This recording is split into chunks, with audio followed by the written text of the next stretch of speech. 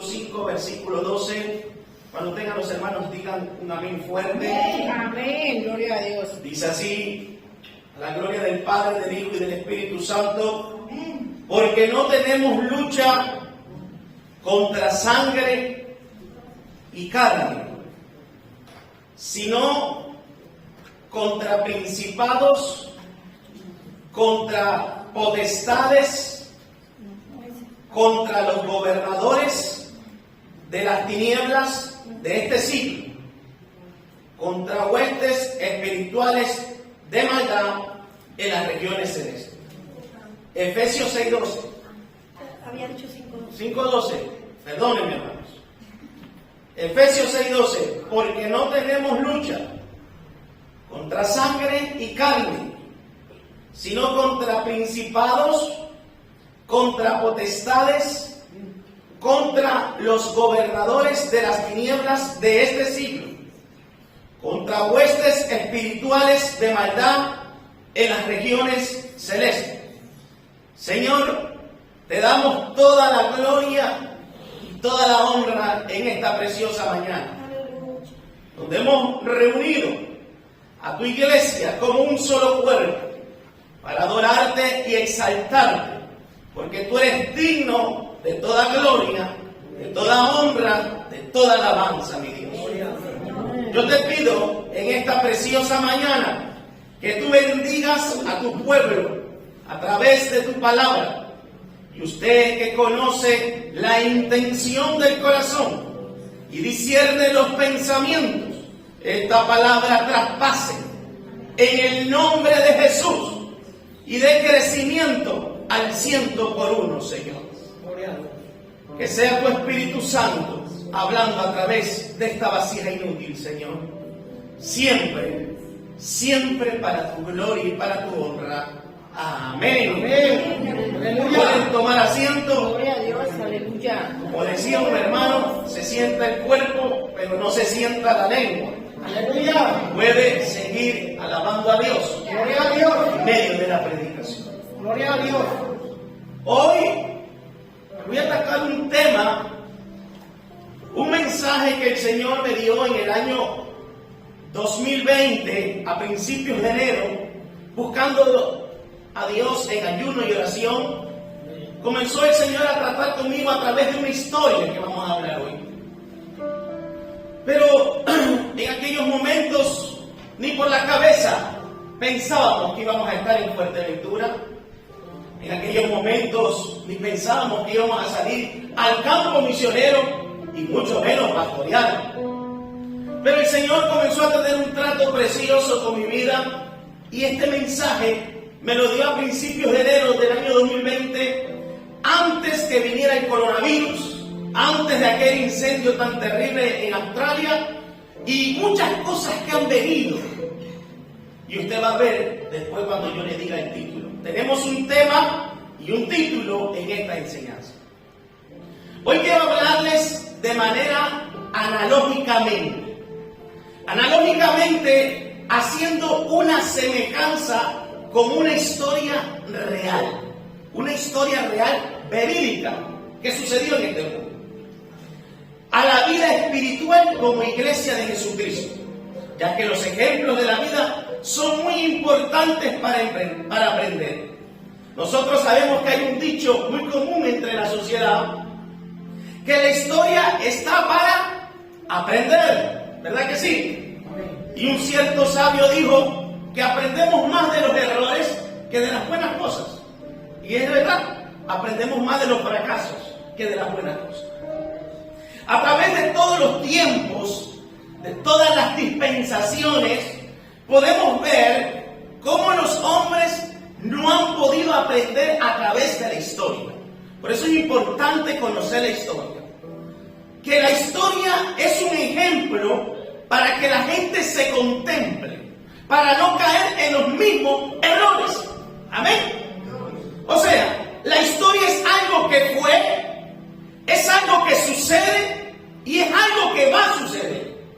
¿Comprenden? Es decir, lo que pasó ayer vuelve a pasar hoy y pasará mañana. ¿Correcto o no correcto, amados hermanos? la historia debe de ser un ejemplo para la humanidad. Y hoy quiero retornarme a la historia en el año 1941 y vamos a poner como tema principal Pearl Harbor. Yo creo que todos conocen la historia de Pearl Harbor. ¿Alguien sabe la historia de Pearl Harbor?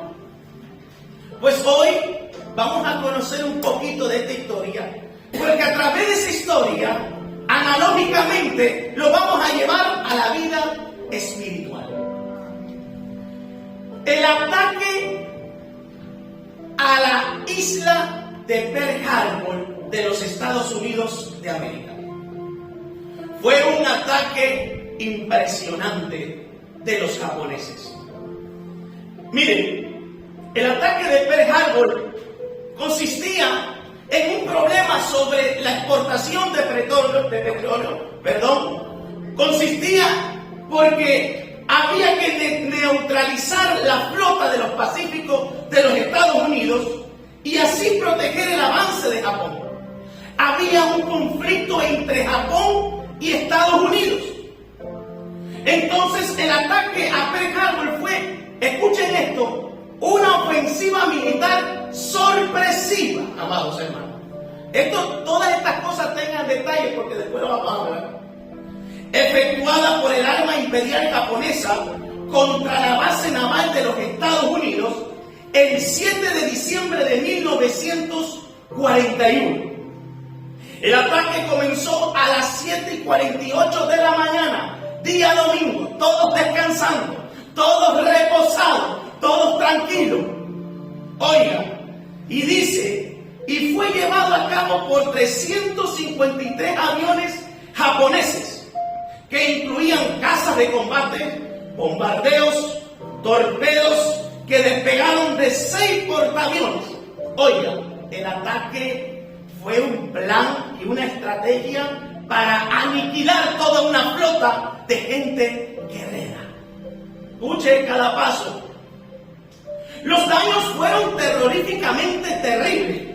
Dice la historia que acorazados, barcos destructores, portaaviones, cruceros, yacían hundidos en alta mar. Aquel mar Pacífico se convirtió en sangre y en miles de muertos. Los Estados Unidos perdieron aviones, murieron casi 2.400 estadounidenses y otros 1.100 y pico heridos de diversa consideración. Podemos decir que el ataque hizo daño y murieron mucha gente. Aquella era conocida como la perla del Pacífico. Aquel mar Pacífico estaba lleno de sangre y de cadáveres porque hubo un ataque sorpresivo. Escuchen, entre ellos almirantes, comandantes, oficiales, coroneles, capitanes, tenientes, cabos y sargentos yacían al fondo del mar.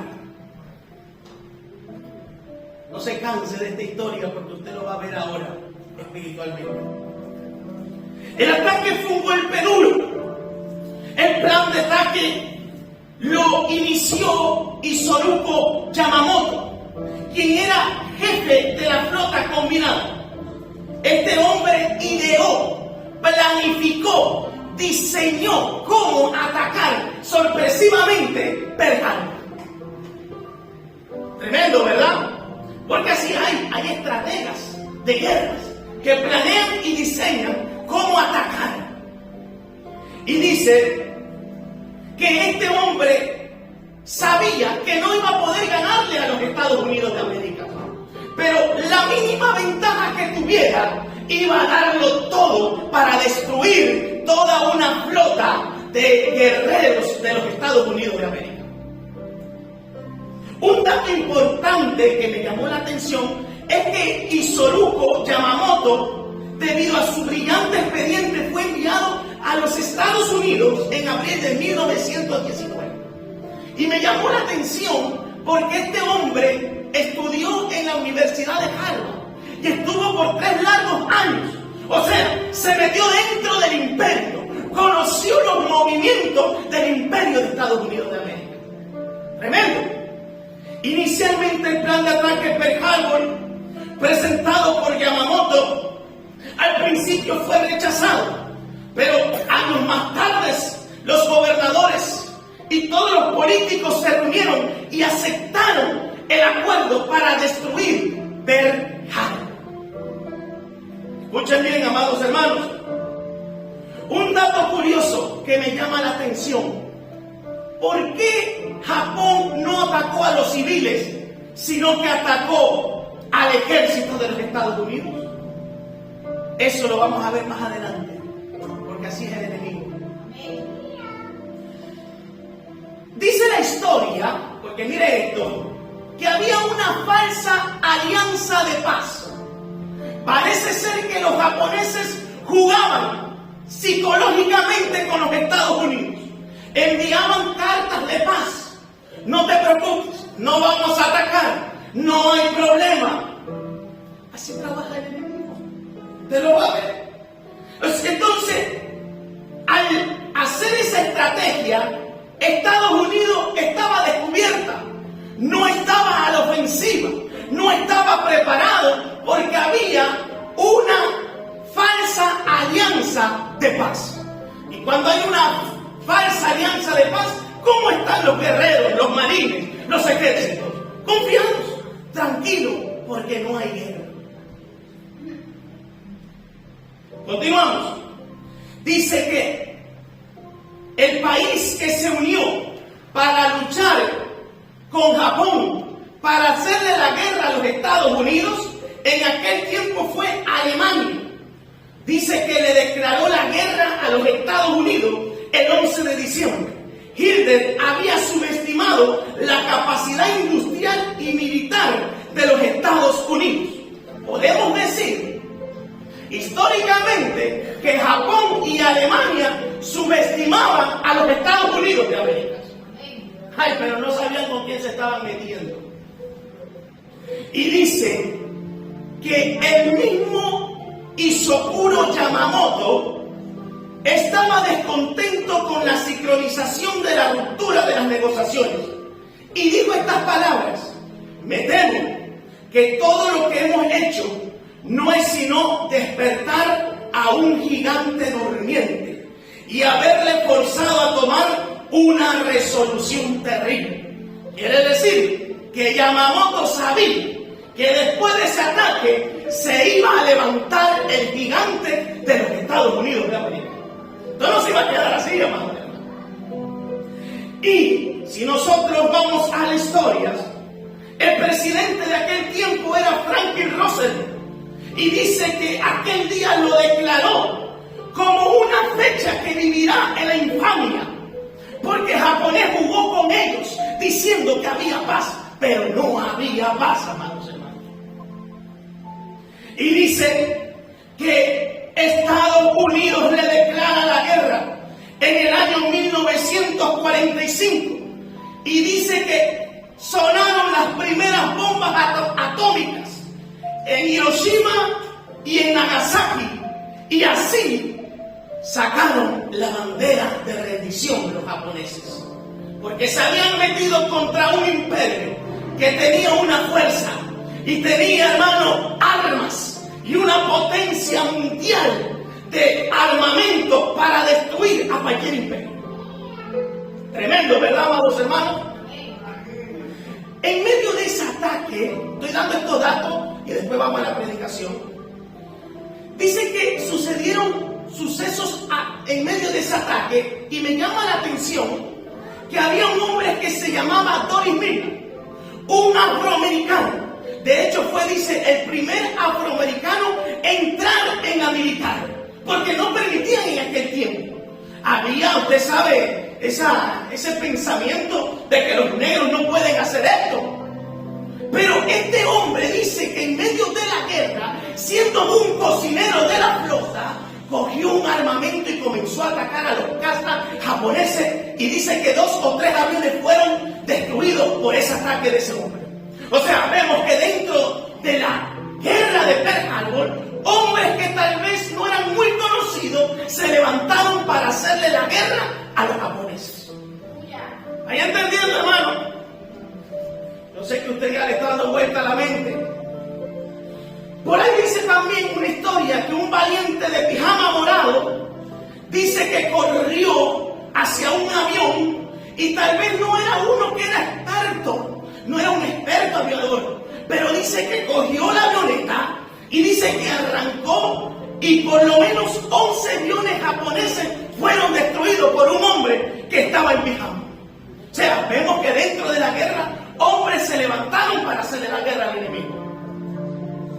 ¿Hasta ahí vamos bien? Ahora yo quiero hablarles de manera analógica, llevarlos al sentido espiritual, coger esta historia y el Señor trataba conmigo. Lo mismo pasa hoy en día en la iglesia. Y este es el título. El título es: la iglesia no está en paz con las tinieblas, sino en guerra. Escuchen bien el título. La iglesia no está en paz con las tinieblas, sino en guerra. Porque desde el Calvario para acá, Satanás, que el Señor lo reprenda, que es semejante al imperio japonés, ha buscado, ha planeado diseñar un ataque para destruir la iglesia de Jesucristo, que fue forjada en la cruz del Calvario. Satanás, que el Señor lo reprenda, dice la Biblia, no ignoremos sus maquinaciones. Él se reúne allá en el infierno con sus demonios, con sus potestades, con sus principados y gobernadores, y planifican cómo destruir tu vida y mi vida. Porque ese es el golpe más doloroso para Cristo. Entonces, con el tiempo, Satanás ha diseñado varias estrategias. Y vamos a darle un repaso a la historia de la iglesia. Porque la iglesia nace cuando Cristo muere en la cruz del Calvario. Y allá en el Pentecostés dice que cayó el Espíritu Santo. Entonces, Satanás dice: tengo que hacer algo para destruir la iglesia de Jesucristo, que el Señor lo reprenda. Entonces, cuando estudiamos la historia, usted va a ver, si ha conocido un poquito, hay 6 periodos. Desde el día que Cristo muere hasta este día, hay 6 periodos de iglesia. El primer periodo de la iglesia se llama la iglesia apostólica. Desde el siglo I hasta el siglo 100, los apóstoles predicaban el evangelio. Pero dice que se levantó una persecución como nunca antes. ¿Cuál fue la estrategia del diablo? Matar a los creyentes, matar a los apóstoles. Y ahí vemos al primer mártir, Esteban, muriendo apedreado. Y lo insultaban. Pero Esteban, lleno del poder, dice: veo los cielos abiertos. Y dice al Hijo de Dios sentado a la diestra de Dios Padre: perdónalos, Padre, porque no saben lo que hacen. Por ahí veo a un obispo Santiago dándole muerte. Por ahí veo a un Pedro crucificado. Por ahí veo a un Pablo decapitado. Pero todos dándole gloria al Dios de los cielos. O sea, el diablo planificó destruir a los creyentes a través de la muerte. Vamos, hermano, pero no le podían quitar la fe. No le podían quitar la alabanza de la boca. Hoy con cualquier bobería nos quita la alabanza de la boca. Y dice que en aquel tiempo, en el 70, dice que enviado por un emperador, cogido por el diablo, dice que el general Tito destruyó todo Jerusalén y su templo. Israel terminó, en ese momento culminó como nación, dejó de existir como nación. El diablo quería acabar con todo. Y se creyó que acabando con los apóstoles se acababa la iglesia. Pero es que el que fundó la iglesia es Cristo. Y el que está en la roca, oh amados hermanos, se levanta el diablo y se levantan los demonios. Por eso yo quiero que usted entienda que nuestra lucha no es contra carne y sangre, sino contra potestades y principados de las tinieblas. Si estudiamos y continuamos en el siglo II hasta el siglo III, la iglesia En aquel tiempo se le llamaba la iglesia perseguida. Emperadores como Nerón dice que ponía a los creyentes en las carreteras, en las calles, como antorchas vivas los quemaban. Pero dice que mientras eran quemados, hay datos históricos que revelan que esos cristianos cantaban a Dios. O sea, estaban siendo quemados y adoraban a Dios. Entonces el diablo le duele la cabeza y dice, ¿cómo puedo yo quitarle la fe a estos creyentes? ¿Cómo yo puedo apartarlo de Dios? Gloria a Dios. Oiga, amados hermanos, lo mismo, acuérdense de la historia. Y dice que en aquellos tiempos, bajo el emperador Nerón, comenzó a haber una muerte terrible a los creyentes. Dice que la persecución más feroz fue la decretada por el emperador Diocleciano. Dice que los mártires de ese periodo fueron sin números. Niños, hombres, mujeres, familias enteras eran muertos en el circo romano. Dice que los comían los leones. Dice que ahí habían tigres y toda clase de animales. Y ahí estaban los cristianos adorando en medio de ese coliseo. ¿Cómo yo puedo apagarle la fe a los creyentes? ¿Cómo yo puedo quitarle la alabanza de su boca? Mira, hermano, el diablo no juega a ser diablo. El diablo está para destruirte. Pero hay una iglesia que tiene poder. Gloria a Dios. Seguimos, amados hermanos. Dice que en ese siglo había obispos como Justino Mártir y Policarpo de la iglesia de Esmirna. Entonces, bueno, conocer la historia de la iglesia, ¿ya está? Dice que fueron martirizados. Dice, mira un dato histórico, cuando Policarpo, dice que Policarpo fue hijo espiritual de Juan. Cuando Policarpo fue llevado ante el gobernador, siendo ya anciano de día, lo instaron a maldecir el nombre de Jesucristo. Mire este dato. Y dice Policarpo, a lo que contestó, 86 años le he servido y todo lo que me ha hecho es bien. ¿Cómo podría yo maldecir a mi Señor y a mi Salvador? Y dice que fue llevado a la muerte por no retractarse ni maldecir el nombre de Jesucristo. Pero no eran hombres cualquiera, eran hombres llenos del poder de Dios. Hoy en día vivimos en una generación de cristales que cualquier cosita se rompe, cualquier mensaje fuerte, cualquier consejo fuerte, se van de la iglesia, no quieren soportar, me voy, no lo aguanto. Estos hombres eran diferentes, amados hermanos. Dice que en aquellos tiempos los cristianos fueron acusados de ateísmo. Dice, por no adorar a los ídolos paganos. O sea, eran acusados, dice, de canibalismo, de incesto. Oiga, eran acusaciones falsas para destruir a los creyentes. Pero nada de eso los podía parar. Entonces, vamos al siglo III y el diablo dice, vamos a buscar otra manera. Si matándolo no lo conseguimos, vamos a usar este emperador que se llama Constantino. El emperador Constantino en el año 313 levanta un edicto en Milán que se llama el Edicto de Tolerancia. Eso significaba que ahora todos podían adorar a sus dioses, que no iba a haber persecución. Pero haciendo ese edicto iba a entrar el paganismo y la idolatría en la iglesia. El diablo diseñó y dijo, matándolo esta gente no se calma. Vamos entonces a meterle ídolos por un tubo. Y vamos a meterle paganismo a la iglesia. Así trabaja el enemigo, hermanos. Aleluya. Y dice que la iglesia se hizo mundana, el mundo la dominó, costumbres paganas se introducieron en ella, sacerdocios, eucarística, procesiones. La iglesia creció en número, pero no en calidad. Perdió el poder divino y la influencia, dice, de autoridad humana. El poder de la iglesia de Roma. Se desarrollaron controversias doctrinales y se convocaron los primeros concilios. Aquel tiempo comenzó la creación de conventos y monasterios y se metió toda la basura de la idolatría en medio de la iglesia. Entonces ya no había una diferencia, estaba el paganismo dentro. Dice, no les puedo callar matándolos, los tengo que callar metiéndole falsos ídolos, metiéndole barbarismo. Pero aún así, dice el Señor que habían hombres apologéticos que defendían la ortodoxia de la Escritura, se mantenían firmes en la palabra.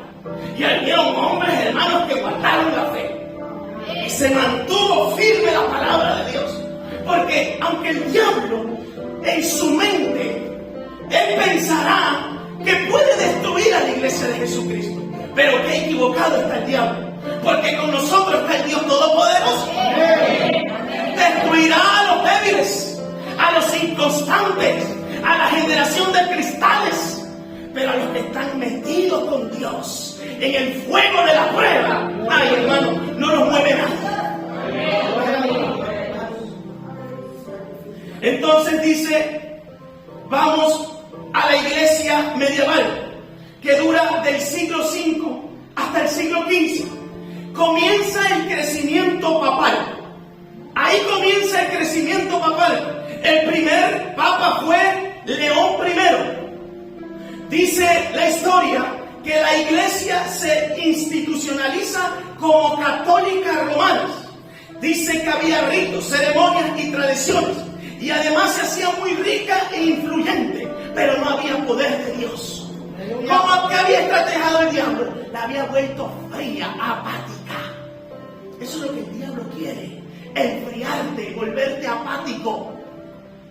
Entonces comenzaron a desarrollarse falsas adoraciones a imágenes, se creó el purgatorio y la transubstanciación. Dice que predicaban que la salvación ya no era por fe, sino por obras. Se daban práctica de la simonía, venta de puestos eclesiásticos por dinero. Miren todo lo que pasaba. Y dice que en aquel tiempo surgió el poder musulmán con Mahoma en el 601 después de Cristo. Y aquel poder fue tan terrible que se regó en muchas naciones. El diablo dice, tengo que pararlos como sea. Tengo que buscar la manera de parar la iglesia de Cristo. Y miren cómo es Dios. Que aunque pasaron 10 largos años, Dios comienza a tocar el corazón de John Hus. Yo no sé si ustedes conocen la historia. Estaba Juan Wycliffe, John Hus y después Martín Lutero. Y dice la historia, ya en el siglo XV se le llama la iglesia reformada. Dice que empezó un nuevo despertar, hermano, porque la iglesia no iba a ser destruida, porque Dios tiene el control de todos los tiempos. Y dice que hombres piadosos como John Hus, dice que predicaban y estaban en contra del Papa y los cardenales, y predicaban que la cabeza no era Pedro, la cabeza no era el Papa, la cabeza era Cristo. Oiga, hermano, decir eso en aquellos tiempos era a la hoguera quemarlo. Pero mire lo que pasa en la historia. Dice que del 5 al 8 de junio de 1415 fue sometido e interrogado en el refectorio del convento y le exigían que se retractara públicamente de su enseñanza. Y dice que Hus negó retractarse, porque él decía que Cristo era la cabeza. Hoy, por cualquier cosita nos retractamos, ¿verdad? Pero dice que en la Asamblea General del Concilio se celebró la mañana del 6 de julio de 1415 y fue condenado por herejía, degradado del rango sacerdotal y abandonado en manos del brazo secular. O sea, lo desahuciaron a John Hus. El emperador lo acusó de traición y lo condenó a morir en la hoguera. Oiga, escuchen este dato. Y dice que ejecutándose la sentencia ese mismo día. Pero mire esto con este hombre. Mientras era consumido por el fuego, Hus cantó alegremente un himno que sobrepasó el crujir de las llamas. Y dice que sus palabras en medio del fuego decía: por ese evangelio estoy yo aquí. Y estoy aquí con valor y alegría, listo para sufrir esta muerte, dice. Lo que enseñé con mi boca, ahora lo sellaré con mi sangre. pero no me voy a retractar de Cristo. Oigan, qué hombres, hermanos, hombres valientes. La historia cuenta que en el 1517 Martín Lutero publica la 95 tesis y es llamado ante el tribunal para que se retractara de sus escritos, porque tenían un odio atroz a Martín Lutero por sus enseñanzas. Oiga, y dice, esto es tan tremendo, que cuando lo llevan al tribunal, porque iban a sentenciarlo a muerte, le dijeron, ¿te retractas de esas enseñanzas? ¿Qué haría usted, hermano, si afuera le está esperando la hoguera? ¿O le están esperando para decapitarlo? Porque puede pasar esto, ¿sabe? Estamos en unos tiempos difíciles. Y dijo Lutero, mi conciencia está cautiva a la palabra de Dios. Ni puedo ni quiero retractarme de nada, porque no es seguro ni honrado actuar contra mi conciencia. Hombres decididos, amados hermanos, hombres valientes, fueron bombardeados por oleadas diabólicas, pero no lo callaba nadie. Y así llegamos al siglo XVII hasta este siglo XXI, la iglesia llamada moderna. Entonces comienza a haber, dicen que en Inglaterra aparecieron 3 diferentes grupos de iglesia: los romanistas, los angelicanos y los puritanos. Y dice que comenzó a haber un surgir, un despertar, un avivamiento en Inglaterra. Y dice que por medio de John Wesley, por medio de John Whitefield y Guillermo Carey, dice que la iglesia comenzó a surgir. La iglesia protestante llena del Espíritu Santo surge en Inglaterra. Oiga, y esto me llama la atención, porque surge el avivamiento del Pentecostés, de aquel siglo donde estaban reunidos los 120. Y comienzan a fundarse iglesias por todo el mundo. Almas son convertidas, son libertadas. Entonces hay un avivamiento tremendo. Podemos ver el avivamiento en Cádiz, el avivamiento en la calle Susa y diferentes avivamientos allá en las Islas Hébridas. Allá donde dice que este hombre hablaba en el testimonio que cuando el poder se desató en esa isla, las vidas llegaban de kilómetros y las iglesias se llenaban y pasaban horas orando, y dice que eran las madrugadas y las iglesias se llenaban escuchando el predicador el mensaje de la palabra. Pero dice el diablo, otra vez ha surgido, ¿cómo puedo pararlos? Entonces, en este siglo XXI, y esto fue lo que trató el Señor conmigo, se levantan 3 oleadas satánicas para destruir a la iglesia. Escuchen esto bien, amados hermanos, porque así como se levantó Japón de manera sorpresiva, así se ha levantado contra la iglesia. Porque la iglesia se cree que el diablo juega a ser diablo. Porque la iglesia, como no tiene necesidad, como tiene su dinerito, como tiene su trabajo y todo va bien, se cree que el diablo está tranquilo, pero el diablo quiere destruirte y la iglesia no despierta. Entonces el diablo llama a una reunión a sus potestades, gobernantes y principados. Vamos a diseñar una estrategia para matar espiritualmente a la iglesia de Jesucristo. Y la primera oleada que manda el diablo, que el Señor lo reprenda, es la oleada del conformismo. ¿Y saben qué es el conformismo? Acomodarse, adaptarse, moldearse al mundo y al pecado. Ya no hay una iglesia de poder, sino una iglesia acomodada. Una iglesia que se adapta a las costumbres del mundo. Ya la iglesia no impacta al mundo, sino que el mundo impacta a la iglesia. Se vuelve una iglesia tibia, como la Odisea. No tengo necesidad de nada. Pero la Biblia me enseña en Romanos 12:1-2 que dice: no os conforméis a este siglo, dice el Señor, sino que renovad vuestros entendimientos. Oh, gloria al Señor. Y yo veo una iglesia hoy en día apática, conformista. Por eso Jesús dijo que será como en los tiempos de Noé. Vendiendo, comprando, la gente más preocupado. Dame a ver qué me da el Amazon, a ver qué me da el Shell, a ver qué me da AliExpress. Y pasan más preocupados en comprar terrenos, en comprar casas, en hacerse ricos y poderosos. Y hay una frialdad y una tibieza en la iglesia impresionante. Ya la iglesia no adora a Dios, ha caído en una religión. Dame disfruto, como decía, yo quiero deleitarme solo en el Señor. Yo quiero deleitarme y gozarme. Muy bien, pero ¿cuándo vas a deleitar tú al Dios Todopoderoso con tu vida de santidad? Entonces el diablo ha buscado la manera de destruir y lo está haciendo dentro del pueblo del Señor. Amigo que me escuchas, hermano que me escuchas, esta es una realidad. Hoy somos, hermanos, grandes organizadores de eventos. Somos grandes organizadores de teatros, de conciertos, pero la iglesia es un organismo vivo. Un organismo lleno de la presencia de Dios. Hoy somos grandes electrónicos, tecnológicos, pero la iglesia primitiva era electrizante. Cuando decía Dios te bendiga, cuando decía Cristo te ama, transmitía corriente. Hoy lo que transmite es frialdad y tibieza. Aleluya.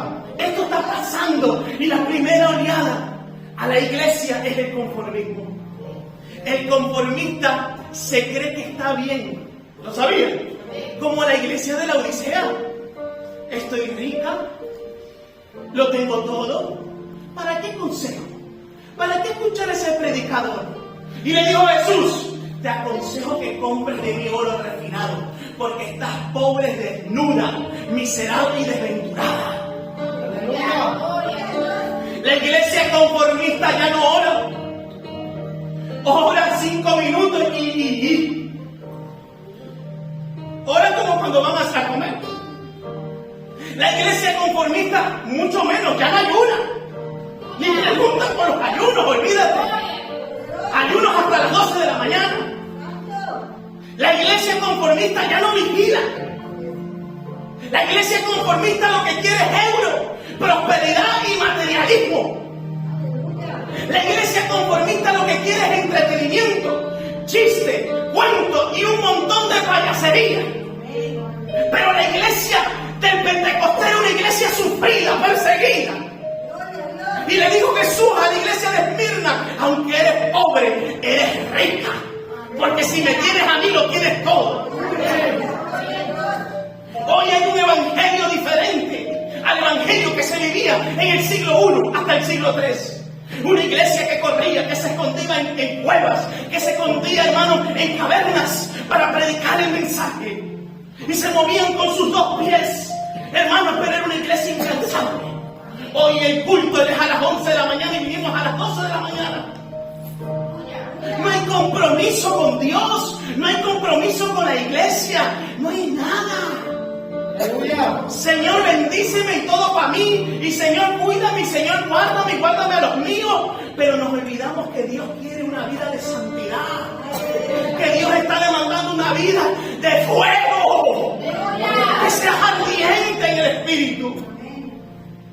El conformismo, hermano, enfría a la iglesia de Jesucristo. Gloria a Dios. Ya no hay lágrimas en el altar. Lo que hay en el altar es móvil. Lo que hay en el altar es entretenimiento. Ya no hay lágrimas en el altar de tu hogar. Lo que hay en el altar de tu hogar es televisión, película, Disney, Amazon, Netflix y cuanta basura sale de YouTube y del Facebook. Ya no hay lágrimas. Lo que queremos es sonrisas, ser felices. Pero no, es el tiempo donde estamos en guerra con las tinieblas. Es el tiempo que la iglesia se revista de toda la armadura de Dios para resistir el día malo. Porque el diablo, hermano, acecha a la iglesia de Jesucristo. Y ese dato que yo les di curioso, ¿por qué no atacó a los civiles? Porque los hippies es tipo a la iglesia fría y tibia. El diablo dice, déjalos que jueguen a ser cristianos. Déjalos que digan que son cristianos. Deja que sigan congregándose. Deja que levanten las manos. Si están fríos, si están muertos dentro del culto, déjalos. Pero vete a aquellos que están ardientes, aquellos que están obedeciendo la verdad de la palabra. Atácame a aquellos que están orando y ayunando. El diablo sabe a quién atacar, amados hermanos. Cristiano frío, déjalo. Apático, tibio. No busca, no ora, no tiene devocional con la palabra. Y las excusas las de siempre, me duermo, me canso, me duele la barriga, tengo sueño. ¿Y nosotros qué somos? De hierro, amados hermanos. La Biblia dice que tenemos que presentarnos como sacrificio vivo, santo, agradable. ¿Qué iglesia, hermano? ¿Qué diferencia a la iglesia de hoy en día? No le llegamos ni a los talones. Esta iglesia de estos tiempos es una iglesia de cristal. Cualquier media palabra, cualquier medio consejo fuerte se derrite. Y lo primero dice, me voy a la iglesia. Es así. Aleluya. Pero ¿dónde está esa iglesia valiente, que ama, que tiene pasión por las almas como la iglesia perseguida? Que Pablo recorría tierra y mares por las almas. Dice, muchas veces en desvelos, en ayuno, apedreado, golpeado, encarcelado, pero predicaba el evangelio. ¿Qué diferencia, hermano? ¿Qué está pasando con nosotros, amada iglesia? ¿Qué está sucediendo con la luz del mundo, con la sal de la tierra? ¿Qué está sucediendo, hermano? ¿Qué está pasando? ¿Qué quiere que Dios haga? ¿Qué quiere que Dios te demuestre cuando hay tanta necesidad? Cuando hay tanto por qué orar y por qué ayunar. Aleluya. Usted no va a salvar a las almas con su consejo tibio y apático. Las almas se salvan con el poder y la unción del Espíritu Santo. Las almas se libertan con el poder y la unción del Espíritu Santo. Las almas se sanan el corazón con la unción del Espíritu Santo. Esto no es por fuerza, esto no es por conocimiento humano, esto es con el Espíritu Santo, una iglesia, hermano, ardiente del poder de Dios. Estás en el culto y divagas, tienes tus ojos abiertos como dos panderetas y no eres capaz de cerrar y comenzar a adorar a Dios y comenzar a entrar en su presencia. Te has vuelto religioso. Oh, amados hermanos. Entonces el diablo dice, vamos a mandarle otra oleada. Los acomodado, se han vuelto conformistas. ¿Saben cuál es la siguiente oleada? La carnalidad. Entonces entra el mundo a la iglesia. Como la iglesia está acomodada, comenzamos a decir, todo me es lícito y todo me conviene. Y comenzamos a meterle, a añadirle a las escrituras. Y decir, bueno, yo hago esto y no me viene un rayo. Hago lo otro y a mí Dios no me dice nada. Ay, hermano, pero hace rato que has desagradado a Dios. Me visto de esta manera, pero como Dios no me castiga, pues yo estoy bien con el Señor.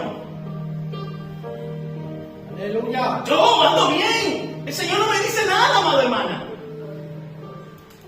Yo veo cosas por el móvil que no tengo que ver, pero como no me pasó nada, ¿será que Dios ya pasó de alto eso? Dios no ha pasado de alto, sino que Él, hermano, extiende su misericordia para que nos arrepintamos. Y esa es la segunda oleada tan terrible de la carnalidad dentro de la iglesia. Entonces entran los deseos de los ojos, los deseos de la carne y la vanagloria de la vida. Y lo que buscamos es vanidad. Y queremos vestirnos como el mundo se viste. Y queremos andar como el mundo anda. Aleluya. Oh, camina alabanza de Él. Y queremos caminar como el mundo anda. Y ahora somos influenciados por youtubers, por gente que no tiene ni a Dios. Así anda el ser humano, buscando llenarse. Y se mete en sitios donde no tiene que meterse. Y recorre a muchas cosas menos a la palabra de Dios. Gloria a Dios. Entonces dice que el mundo entra a la iglesia.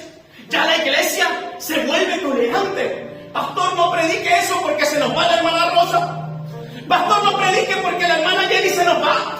Aleluya. Mire, hermano, la iglesia tiene que ser con misericordia y con verdad se corrige el pecador. Pero la tolerancia la echamos fuera. Ya la, hermano, ya la iglesia, pastor, ya la faldita por aquí, el escote por aquí. Y cada día más vamos enseñando más carne. Aleluya. Y los hombres, nuestro pechito, nuestras piernitas.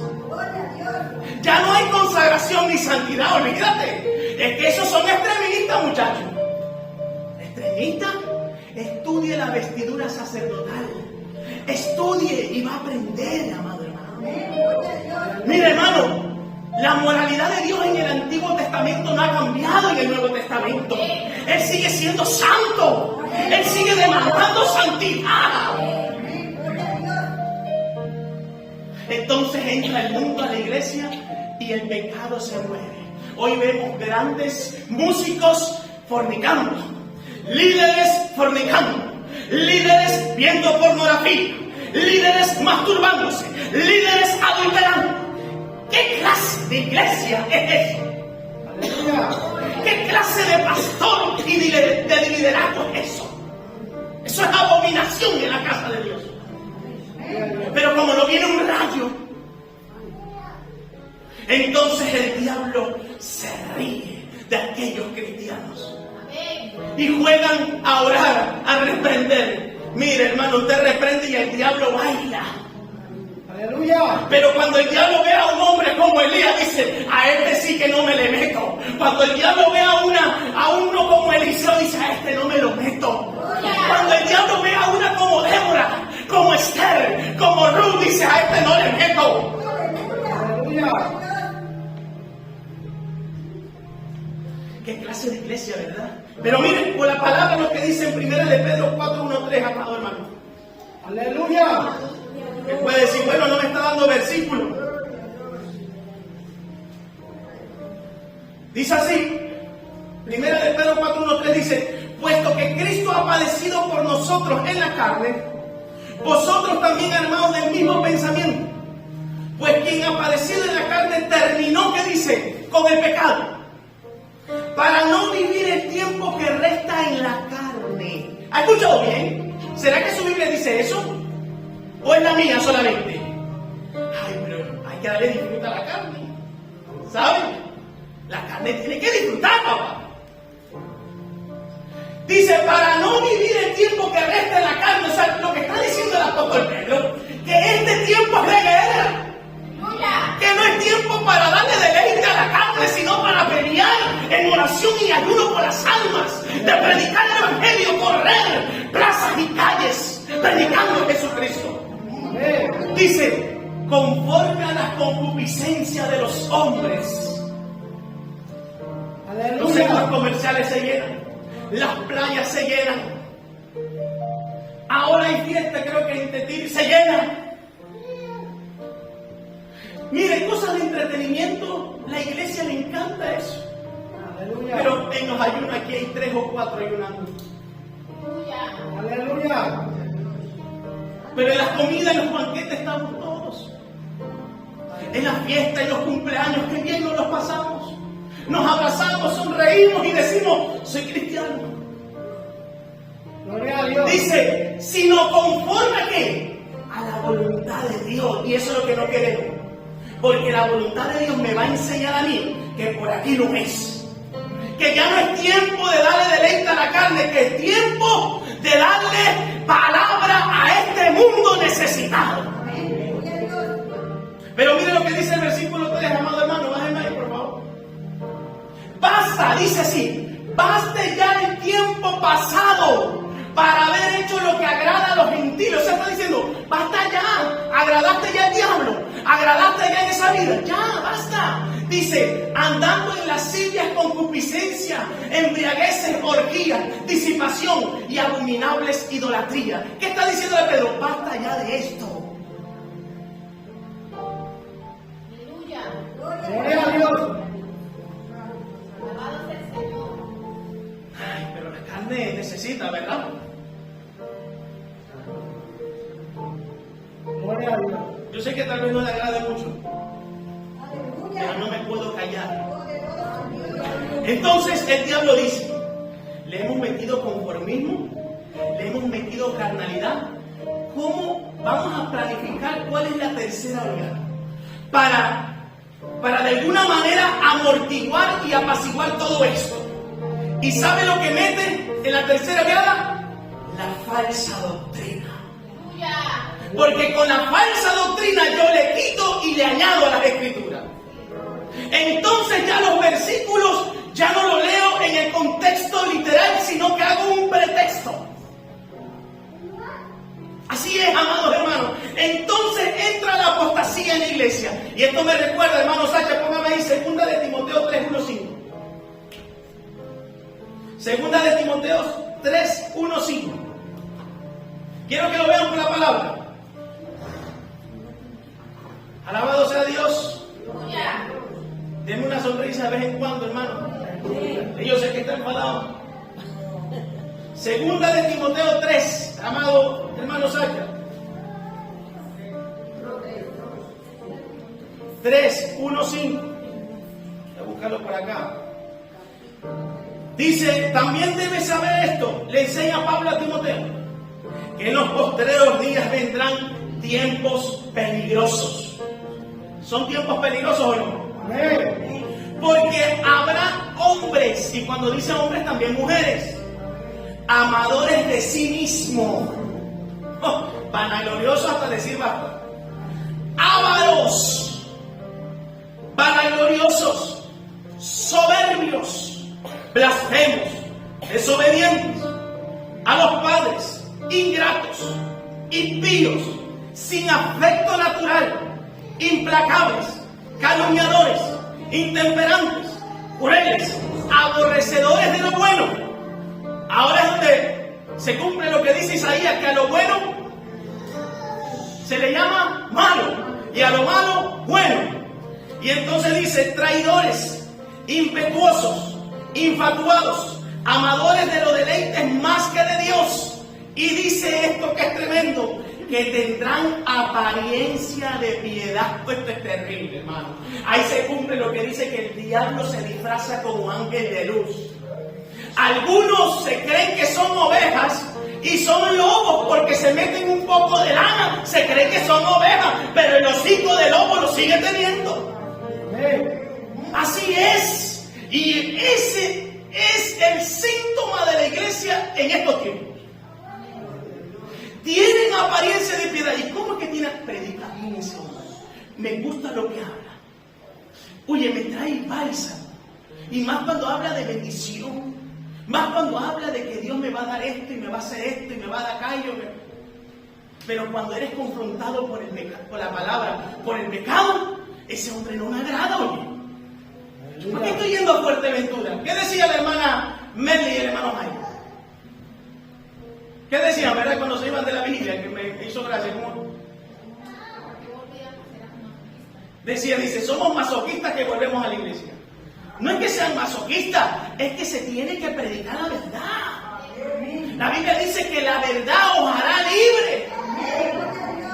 ¿O usted qué quiere? ¿Que yo le pase la toallita? ¿Que le ponga pañitos?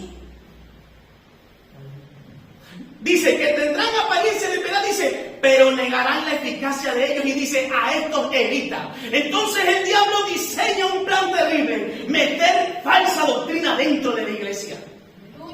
Entonces la iglesia vive desordenada. Ya no hay orden en la iglesia. Por ahí algunos que se creen, yo ya no tengo que ir a la iglesia porque Dios me habla a mí. Imagínate.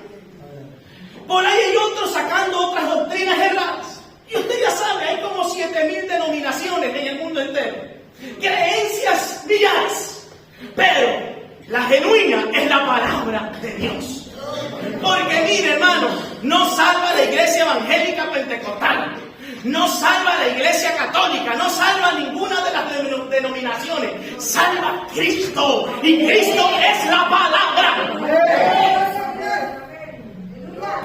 Entonces, cuando entra la falsa doctrina, hermano, los líderes comienzan a cambiar el mensaje. Se comienzan a vender por unos chavos que entran aquí en la cajita, por unos diezmos, por cargos, por puestos. Que el Señor nos reprenda, pero la palabra de Dios no se vende ni se compra. Todavía hay hombres de verdad. Oiga, y esto me recuerda la historia. Cuando Jacob pensó que había destruido toda la flota, cuando Jacob pensó que había ganado, dice que se levantó un gigante. Cuando en medio de la guerra hablamos de Doris Miller, este hombre negrito afroamericano, el Señor trataba conmigo. Dice la Biblia que Dios levantará lo vil y menospreciado de este mundo para avergonzar a los que se creen sabios y fuertes. Y Dios trataba conmigo en el 2020. Voy a levantar una generación que el mundo no la conoce. Voy a levantar un escuadrón que pueden ser perdidos. Gente desahuciada por la sociedad, gente drogadicta, gente alcohólica, gente maltratadora, y los voy a levantar y los voy a hacer nueva criatura. Y van a predicar mi palabra, y van a predicar con poder, porque los que conocen tanto no predican. Y el Señor decía, lo vas a ver con tus ojos. Ni sabía que iba a estar en Fuerteventura, pero ahora cada día lo creo más, que Dios está cogiendo a lo vil y menospreciado para hablarle a esta humanidad. Oiga, se está despertando un gigante. El gigante nuestro es el Espíritu Santo. Y a ese sí que nadie lo detiene, amado hermano. Hay poder en su palabra. Viene un avivamiento para estas islas. Se necesita perseverancia y constancia en los guerreros espirituales. Se necesita gente en la trinchera. ¿Quién va a estar en la trinchera? Pastor, donde las balas arden, ahí necesitamos gente. No necesitamos gente en la parrillada. Gente no, queremos gente en la trinchera. No, yo quiero el evangelio de pico y gamba, pero busca el evangelio del pico y la pala. Comienza a trabajar para la obra de Dios. No seas carga en la obra, sino que toma esa carga y comienza a caminar y comienza a predicar el evangelio de Jesucristo. No te detengas, amada iglesia. El diablo ha querido destruir a la iglesia de Cristo. Ha buscado, ha intentado, ha planeado acabarla, pero no la ha acabado, porque dice que todavía hay 7,000 que no doblan sus rodillas a los Baales, que todavía hay hombres y mujeres de santidad. Pastor, pero me dijeron que estaba más fea. Dale gloria a Dios. Ese es el diablo, que el Señor te reprenda, porque tú eres una princesa y un príncipe para el Rey de Reyes. A mi esposa le he dicho muchas cosas, pero también el Señor ha cogido por ahí esos vasos, esas piedras, y dice, eres como una princesa, que bien se te ve. Aleluya. Tu cara brota paz. Gloria a Dios. ¿Sabe por qué? Porque hoy en día la iglesia vive de las opiniones de afuera. Pero yo vivo de lo que opine la palabra de Dios. Y si la palabra me demanda santidad, y si la palabra dice que sin santidad nadie verá al Señor, hay que vivir en santidad. De la misma manera que Japón atacó a los Estados Unidos, el diablo está atacando a la iglesia y ciertamente le está haciendo daño. Pero dentro de ese daño hay un gigante que es el Espíritu Santo, que va a fortalecer a los débiles, a los que supuestamente se creen que no saben nada, que no son tan estudiosos ni tan teólogos, pero van a estar llenos de la presencia de Dios. Y las cadenas se van a romper, amados hermanos. Tal vez usted no lo divise, pero yo lo diviso en el nombre de Jesús. Hay un horizonte, hay un despertar para la iglesia. Gloria a Dios. Algo nuevo viene para la iglesia. Los matrimonios se van a restaurar en el nombre de Jesús. Los alcohólicos, los drogadictos se van a libertar en el nombre de Jesús. Hay poder en la palabra, camina, alabanzaré. Oh, gloria a Dios. El poder del Espíritu Santo surge. Oh, gloria a Dios, en estas islas brujería será deshecho por el poder de la palabra.